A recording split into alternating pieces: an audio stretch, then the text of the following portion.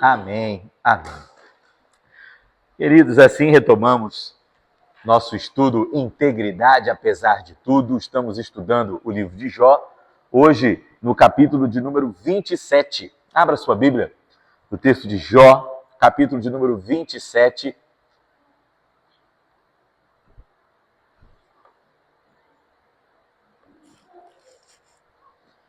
Temos analisado o propósito central do livro, assunto que envolve a soberania de Deus, o senhorio absoluto de Deus sobre toda e qualquer circunstância, sobre todo e qualquer aspecto da realidade e sobre a nossa motivação, especialmente, é claro, a motivação de Jó para louvar a Deus, para servir a Deus. Sabemos que Jó era homem reto, íntegro, temente a Deus, que se desviava do mal. Sabemos que ele o é por causa do Senhor e estamos avaliando pelo livro o que o motiva a ser este homem, o que o motiva a servir este Senhor, o que nos motiva a trilharmos o caminho do Evangelho. Bom, a idas e vindas temos acompanhado os discursos dos amigos de Jó. Para os envolvidos no debate, o assunto começa a partir do capítulo 3, não é isso? Os capítulos 1 e 2 narram informações que eles não têm. Eles não sabem o que aconteceu na presença dos filhos do Senhor nas regiões celestiais. Eles não sabem o que o Senhor fez, o que o Senhor ordenou para que Satanás fizesse. Ele não sabe que está passando por uma prova. Tenho usado o termo com os irmãos, já lembro-vos que é um termo não muito interessante, mas o teste de Jó, apenas para que possamos nos localizar, né, em raciocínio, e desde que esses amigos vieram consolar a Jó, você lembra como eles chegaram tristes, jogando cinzas, terra por sobre a cabeça para o vento, clamando por tristeza, né, clamando por justiça? As coisas mudaram ao longo das conversas, não é isso? Eles passaram a acusar Jó de ter um coração perverso, passaram a demandar de Jó que ele confessasse seu pecado e assumisse que esta tenebrosa circunstância seria castigo do Senhor. E por diversas vezes, quando Jó se justificou, quando Jó se defendeu, quando Jó argumentou, quando Jó, inclusive, clamou por consolo. Ora, e o consolo que vocês trariam? Quando Jó pediu por piedade, ainda assim, as discussões foram se acalorando e se tornaram intensas e veementes acusações. Sabemos que, junto de Jó, estão aqui 3 amigos. Isso deveria significar uma coisa. Porque a família de Jó sumiu. Vocês lembram que ele se reclamou? Né? Que seus irmãos, sua família não está aqui. A família de Jó vai voltar no fim do livro. Nós também já demos uma olhada nisso. Mas Jó está sozinho. Está com ele sua esposa e esses 3 amigos. Ele faz, o mais sábio, provavelmente o mais velho deles, Bildade, também um sábio do Antigo Oriente, e Zofar. Aprendemos com Zofar que ele é o mais acalorado dos 3, né? O mais inflamado dos 3. E Bildade fez um último discurso, afirmando para Jó: quem pode ser justo diante dos olhos de Deus, diante do Senhor? O que é o homem para ter em si justiça? O Senhor se importaria, sendo ele a própria santidade, estou trazendo para os nossos termos, com o homem tão pequeno? E vimos que Jó lhes respondeu que sim. Justamente por isso, por ser ele o Criador, tudo que a partir dele se manifesta em criação, tudo que isso redunda em glória ao nome do Senhor, detém a ação, a intenção e a atenção do Todo-Poderoso. Imediatamente após responder a Bildade, ele vai começar o mais longo discurso dele até agora. Mais uma vez ele vai falar sobre a sua justiça. Mais uma vez ele vai falar sobre o destino dos ímpios. E não mais ele faz Bildade e Zofar falarão. Acabou. Tudo que eles tinham de falar para Jó chegou até aqui. Essa foi a última sessão. Esses foram os últimos reclames destes amigos da onça que estão aqui consolando Jó. Esse discurso de Jó vai até o capítulo 31. Começa aqui no 27, eu sei que no 26 ele respondeu a Bildade, mas essa sequência lógica que ele inicia agora no 27 só vai terminar no 31. Junto com esta parte termina o nosso módulo 3 de estudos no livro de Jó. No módulo 4 terminaremos o livro do capítulo 32 ao 42. Mas pelos próximos capítulos, que vai do 27 ao 31, teremos um único discurso. Um último e longo discurso, uma última palavra de Jó a estes amigos, que não o interrompem, que fazem silêncio. Lembra que nos discursos anteriores, inclusive, estava sempre na ordem, né? Ele faz, Bildade, Zofar. Ele faz, Bildade, Zofar. Até que nessa última remessa foi, ele faz, Zofar, Bildade. Como é que foi essa ordem, essa última ordem? Relembre dela. Os ímpetos estavam tão acesos que, inclusive, a sequência que estava sendo respeitada desde o princípio. Lembra que todos estão falando com muita eloquência, todos estão pensando para falar. Esse bom termo foi sendo perdido, né, ao longo das conversas. E agora, eles vão ouvir este último discurso de Jó. E após o discurso de Jó, eles ouvirão um também longo discurso de Eliú, um quarto amigo, que ainda não chegou. Vai chegar quando Jó terminar o seu discurso. E nós não vamos nos adiantar ainda a Eliú, mas tanto no discurso de Jó quanto no discurso de Eliú, os amigos fazem silêncio. Falaram até aqui.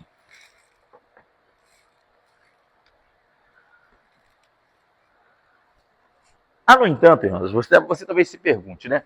A gente está falando sobre justiça, sobre sermos justos, bem como nós sabemos, por causa da justiça de Cristo, sobre nós estarmos ainda, mesmo libertos da escravidão do pecado, estamos sujeitos ao erro, nós caímos, nós pecamos, enquanto ainda não unidos a Cristo na glorificação, podemos cair, estamos sujeitos ao pecado. Não erramos, não pecamos, não erra e não peca Jó.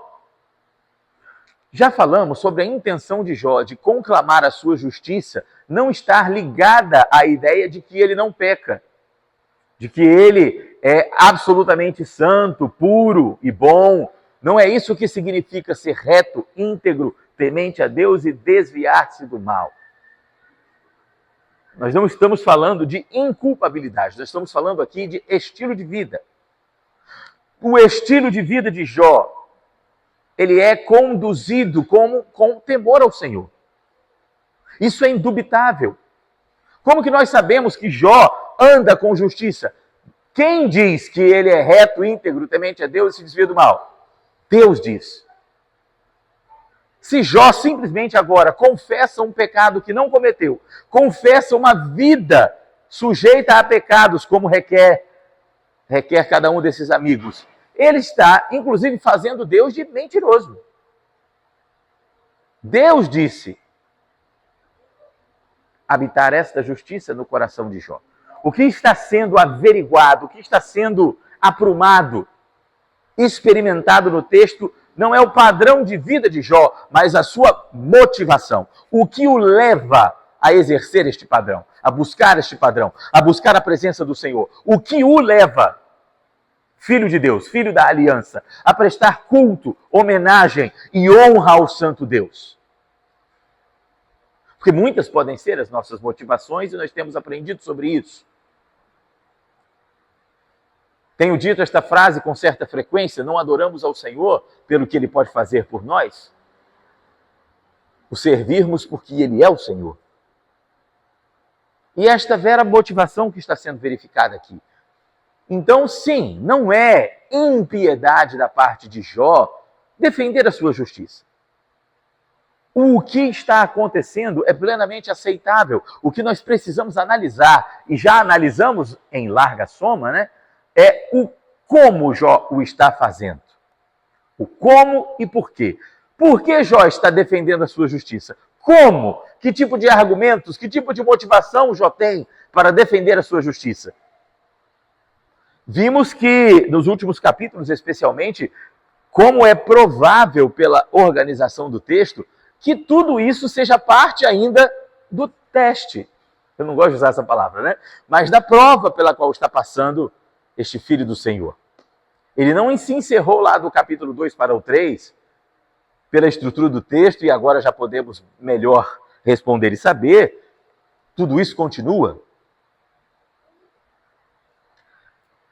E neste texto que vamos começar, me acompanhe na primeira etapa do texto, que diz assim, já faço um destaque para a primeira palavra. Prosseguindo Jó em seu discurso, disse. Lembra do termo então, que a gente traduziu diversas vezes, na sua intensidade, na sua proposta? Alguns dos termos era um acontecimento muito rápido, acalorado, outros é um acontecimento que demanda tempo. A intenção do prosseguindo do termo hebraico aqui é que Jó respondeu rapidamente a Bildade e retomou a sequência lógica, a sequência do discurso que ele começou no capítulo 24. Então, prosseguindo Jó em seu discurso, disse: tão certo como vive Deus, que me tirou o direito, e o Todo-Poderoso que amargurou a minha alma, enquanto em mim estiver a minha vida, e o sopro de Deus nos meus narizes, nunca os meus lábios falarão injustiça, nem a minha língua pronunciará engano. Longe de mim que eu vos dê razão, até que eu expire, nunca afastarei de mim a minha integridade. A minha justiça me apegarei e não alargarei. Não me reprova a minha consciência por qualquer dia da minha vida. Como estávamos falando, Jó não pode simplesmente, talvez você diga, vencido pelo cansaço, não é? Assuma logo que algo deve ter acontecido. Alguma coisa tem que justificar a penúria desta vida, a dificuldade dos dias de trevas. Porque eu nunca consigo me livrar dos meus problemas, porque é uma doença atrás de outra doença, porque é uma dívida atrás de outra dívida, porque uma disputa atrás de outra disputa, desemprego atrás de desemprego. O que está acontecendo? Por que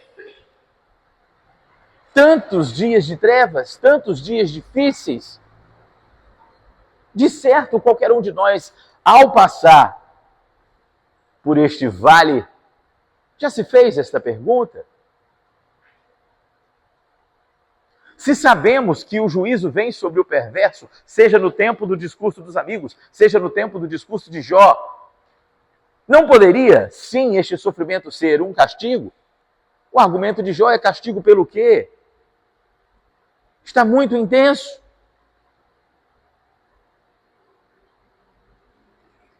Rapidamente vamos nos lembrar o que já sabemos sobre o sofrimento nas Escrituras. Sabemos que Deus tem propósito definido em tudo que faz, inclusive do ímpio para o dia mau, para o dia da calamidade. Lembre-se do texto de Provérbios 16:4. Lembre-se também que o cristão deve ter por motivo de grande alegria, de maior alegria, o passar por aflição. Por quê? Porque além de ser, é claro, irmãos, é consequência do nosso pecado, pode ser castigo, mas o que o sofrimento é muito mais do que isso.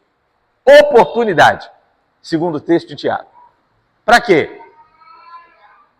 Para nos aproximarmos do Senhor, estreitarmos os laços de relacionamento com Ele, experimentarmos mais do Senhor, crescer no Senhor e, principalmente, estarmos resolvidos nele.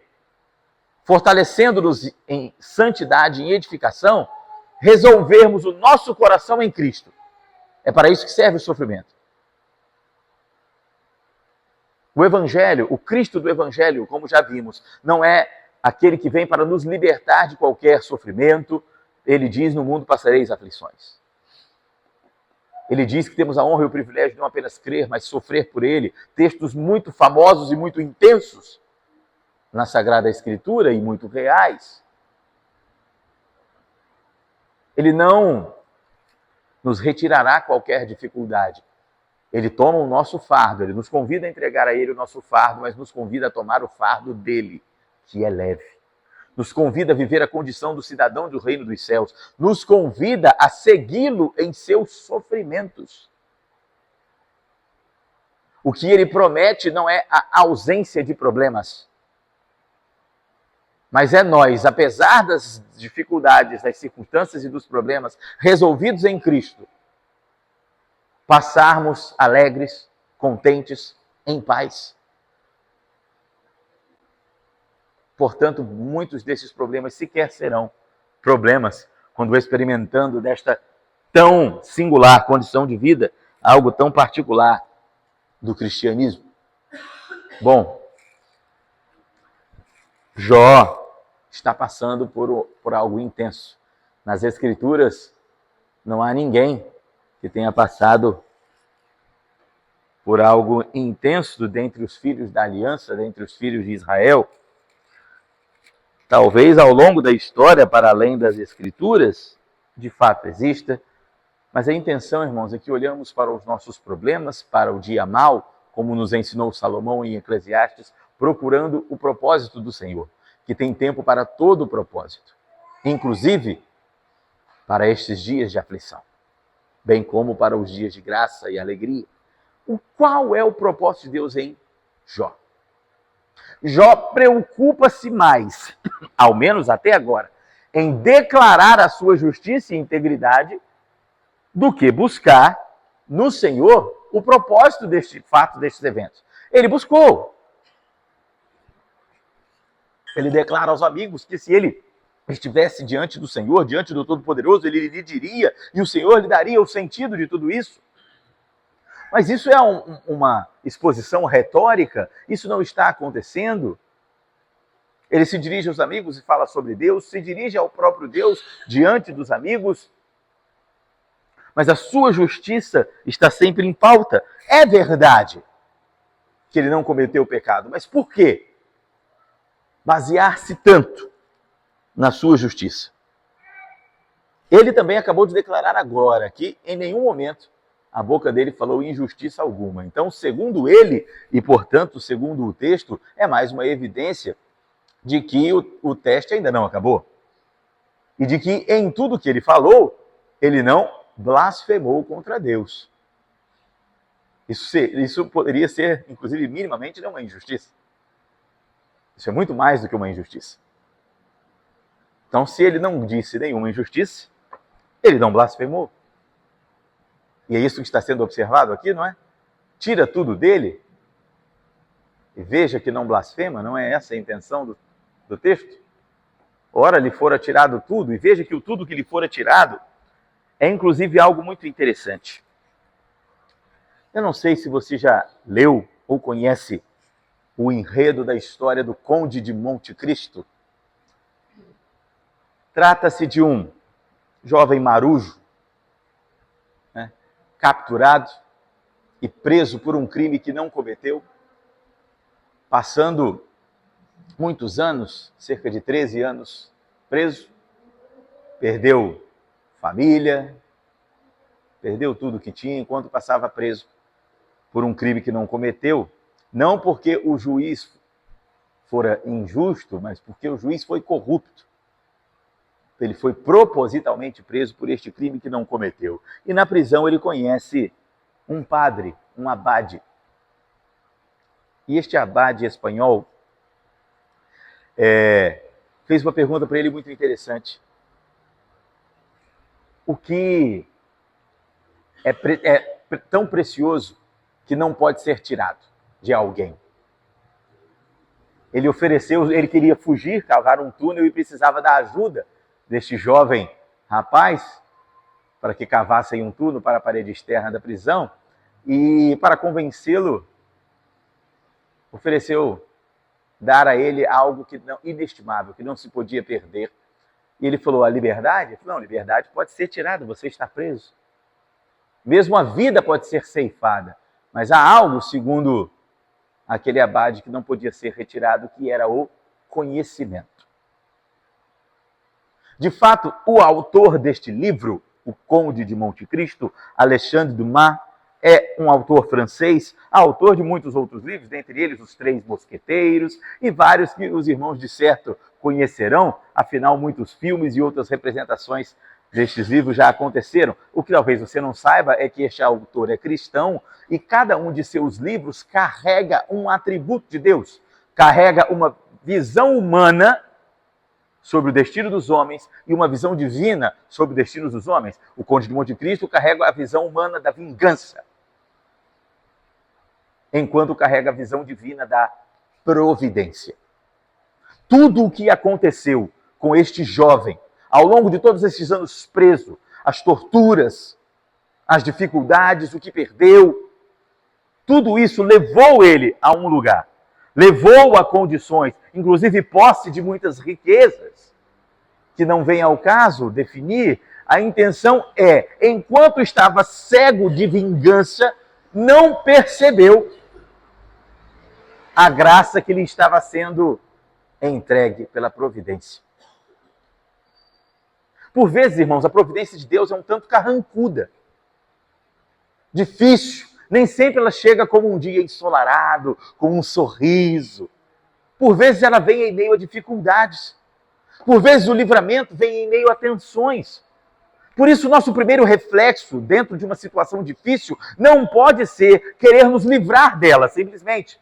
Não pode ser clamar por libertação da parte do Senhor. Não pode ser nos resignar em nossa miséria. Tem de ser buscar a presença do Santo, a instrução do Santo, o propósito dele. Por isso, irmãos, tudo que nós estamos falando dentro do texto de Jó, ou seja, dentro do texto de Salomão, quem pode endireitar o que o Senhor torceu? Se o Senhor torceu para a esquerda, o que pode o seu braço levar para a direita? Não pode. E o que não faz o Senhor? O que não é obra dele? Segundo o texto de Jó, seus planos podem ser frustrados? Ora, não. Vamos ainda alcançar este texto.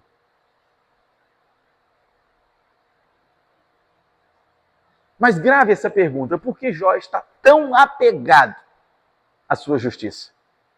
Por que citei aqui o Conde de Monte Cristo? Para além de falar da providência e de como precisamos olhar, não com os nossos olhos, mas com os olhos do Senhor, através da palavra do Senhor para a nossa vida e realidade, algo diferente do que o Abade Faria menciona é tirado de Jó.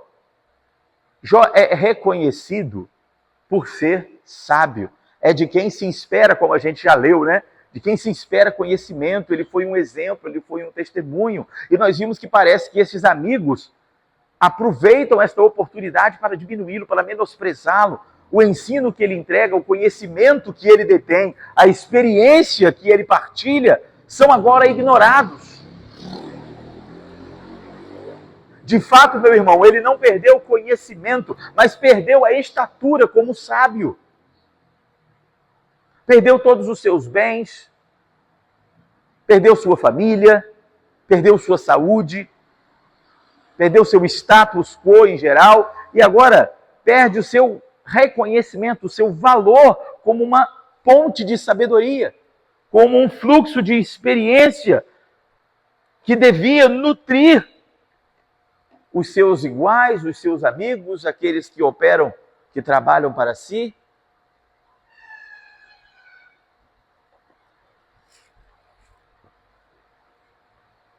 Por que tantos acalorados discursos? Por que Jó precisava se defender tanto dos amigos? Será que ele precisava? Vimos que na última resposta que deu a Bildade foi a primeira vez que ele usou alguns termos com a devida licença, um tanto mais provocativos, lembram-se? Por que Jó o fez? Samuel não está aqui para responder, mas na última semana ele respondeu adequadamente. Pode fazer isso? Ele disse que não, né? Balançou a cabeça e tudo. Mas, por que tantos discursos? Talvez esse último e mais longo discurso possa nos responder. Mas, seguindo o texto, no verso 7, ele diz: seja como o perverso o meu inimigo, e o que se levantar contra mim como o injusto. Porque qual será a esperança do ímpio quando lhe for cortada a vida, quando Deus lhe arrancar a alma? Acaso ouvirá Deus o seu clamor, e lhe sobrevindo a tribulação? Deleitar-se-á o perverso no Todo-Poderoso e invocará a Deus a todo tempo? Ele está recobrando aqui, lembrando estes três amigos de coisas que ele já disse. Ele clama como um justo, ele clama, vou trazer o termo para nós, né? Ele clama como um cristão que pode descansar em Cristo, que pode dirigir o seu clamor, a sua tristeza, a sua súplica ao Senhor. E menciona o Senhor, e traz o Senhor, e se coloca na presença de Deus em todo tempo. De fato, isso aconteceu. O que pode o perverso nesse sentido? Como poderia o perverso clamar pela justiça no Senhor, sendo ele perverso? Qual o tamanho dessa loucura? Se ele fosse o perverso que foi acusado de ser, como ele apelaria para a sua santidade e para a soberania de Deus?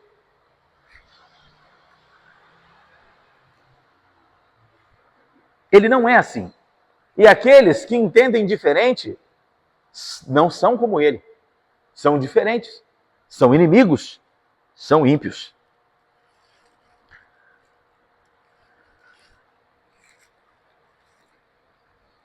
Ensinar-vos-ei que encerra a mão de Deus, e não vos ocultarei o que está com o Todo-Poderoso.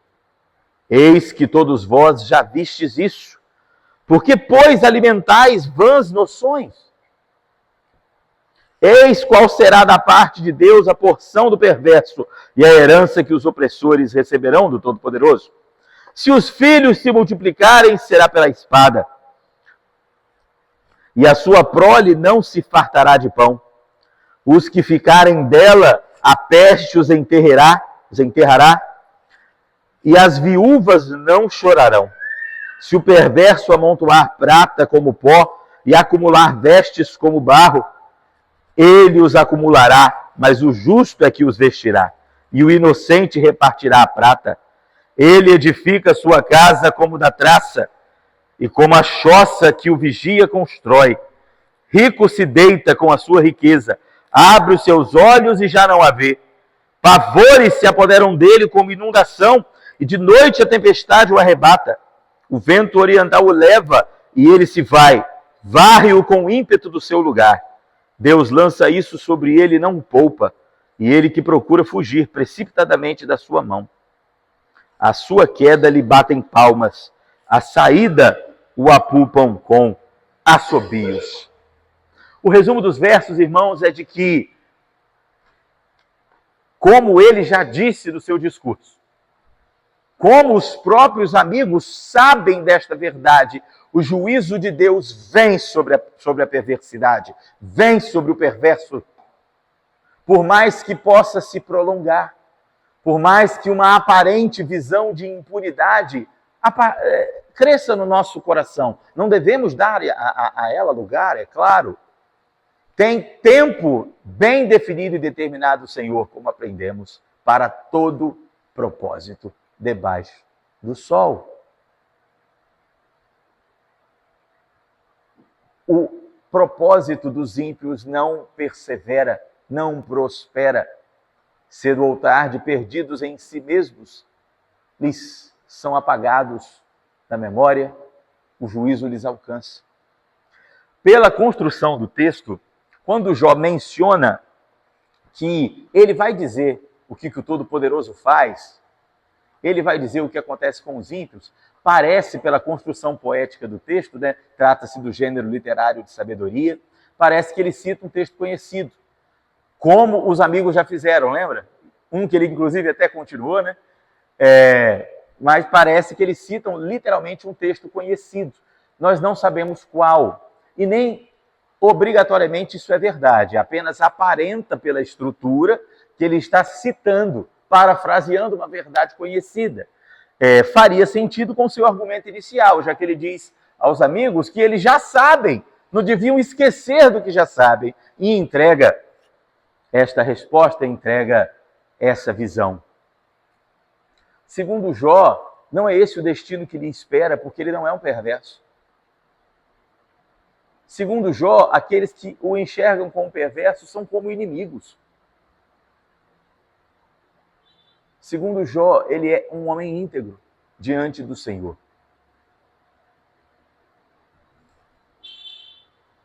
Talvez você tenha percebido também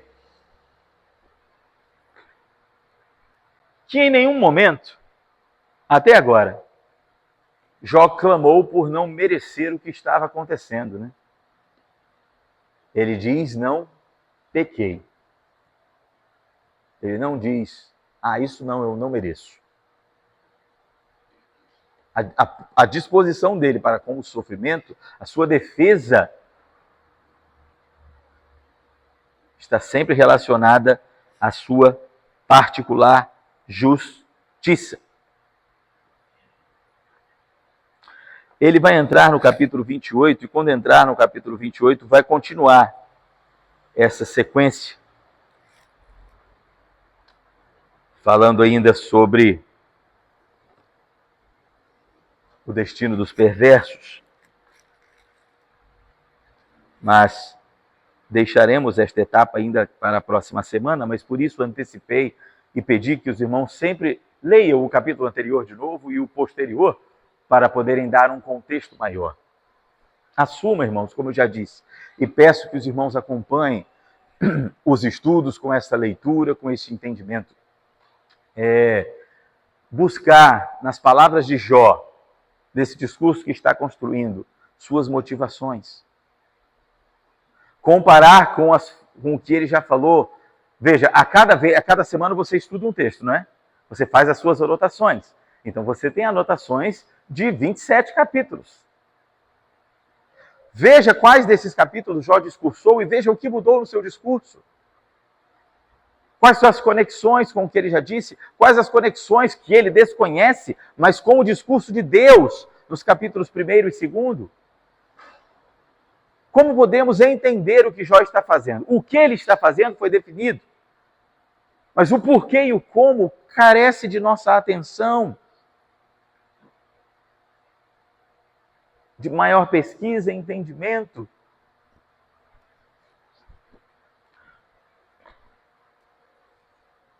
Por que esses amigos foram tão insistentes até agora e não mais falarão?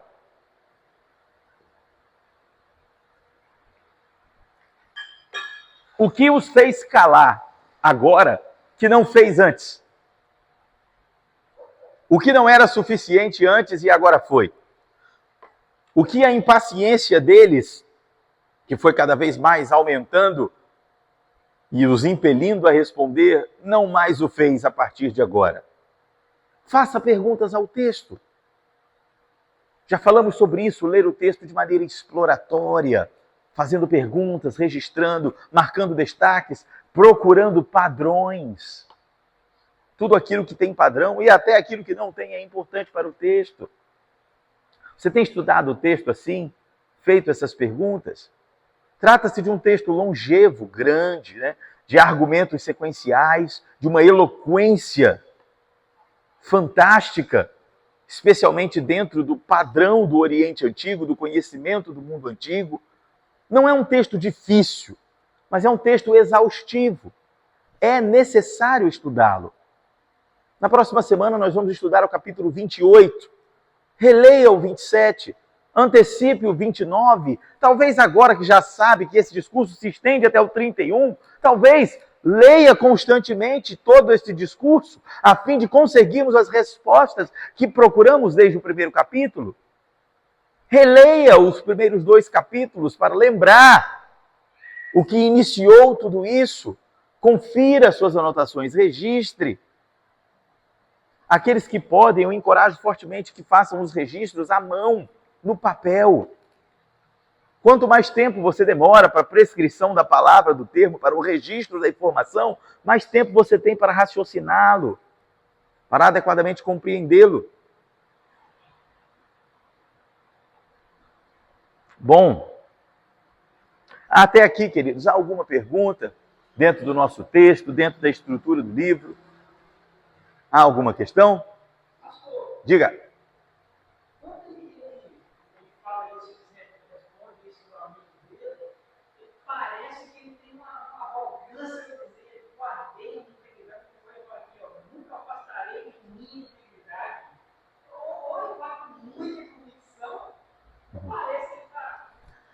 Daqui a gente... Mas você está certo, porque daqui a gente já tem que ter duas certezas. A primeira, tem que ser convicção.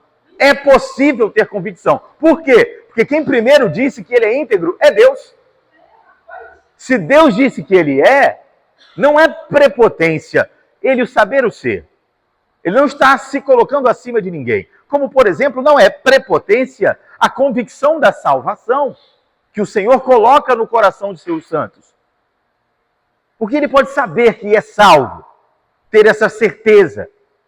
Quem faz isso é o Espírito Santo do Senhor. Não é nenhuma prepotência. A confiabilidade não está em si, mas na obra que Deus cumpriu em Cristo. Então, nós temos essa informação que Jó não tem, que Deus disse que ele é homem reto e íntegro. Então, ele dizer que é reto e íntegro já é uma garantia para nós de não nenhuma prepotência, porque se ele fosse prepotente e mentisse nisso, também seria mentiroso o Senhor. E aí não dá. E aí não foi, ele já disse. A gente não está achando, ele disse. Não só neste texto, a gente já mencionou outros textos, né? Como o texto de Ezequiel, que usa Jó, Noé e Daniel como símbolos de justiça. Então, até para além de sua geração e além deste livro, Jó é conhecido como símbolo de justiça. Então, ele de fato é. Então, o que ele está fazendo não é errado. O que não é errado, mas a minha pergunta fica, e eu também não estou dizendo a resposta, mas a pergunta é, como ele faz isso? É certo? O que o leva a fazer isso? O porquê é adequado? Essas são as devidas perguntas. A gente se perguntou o que, e o que está bem definido. Mas e o como e o porquê? Será que ele está fazendo isso do jeito certo? Talvez ele tenha toda essa justiça, mas alegar isto dessa maneira é correto? Não estou dizendo que não. Não estou dizendo nem que sim, nem que não. Estou dizendo que é isso que nós devemos procurar enquanto lemos o texto. Para melhor entender o que o motiva e, portanto, o que deve nos motivar. Como agimos nós em relação à nossa justiça? Porque uma coisa é a gente querer defender a nossa visão de justiça, o que a gente acha que é bom e o que a gente acha que devia acontecer, em lugar de defender a nossa justiça como caráter e comportamento cristão. Uma coisa está atrelada a Cristo, a justiça de Cristo e do reino de Deus. A outra está atrelada à minha satisfação. Uma, obviamente, está equivocada, especialmente que as duas não combinam. Ou estamos por Cristo ou estamos por nós. Assim é a doutrina da aliança, né? Ou com Adão ou com Cristo. Com Adão é conosco, com Cristo é por ele. Então, motivação define tudo. O como e o porquê será definido pela motivação de Jó. E nós sabemos, conhecemos o final dessa história. E relembramos desde o princípio do livro o que Jó diz no final: bem sei que tudo podes, né? Teus planos não podem ser frustrados. E a segunda colocação: antes eu lhe conheci apenas de ouvir falar. Agora seus olhos o veem. Algo mudou na perspectiva de Jó. Mudou porque estava errado? Mudou porque cresceu?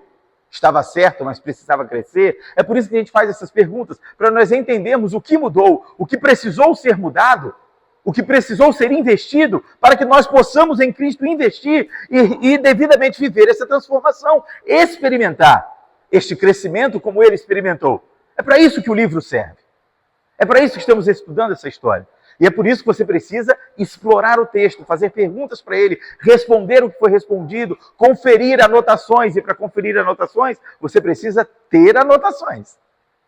E se não tem, você não tem onde conferir. Você não tem com o que comparar. E não sou eu que encorajo a isso, mas a Escritura Sagrada que o demanda. Que haja estudo da palavra, não leitura. Não é um jornal. Estudo, exame, investigação são termos que aparecem no texto sagrado. Não podemos nos eximir disso. E agora, até o fim do livro, esses próximos capítulos e o próximo módulo guardarão todas as respostas que procuramos. Precisamos nos melhor habilitar possível para encontrá-las. Há mais alguma pergunta, mais alguma questão?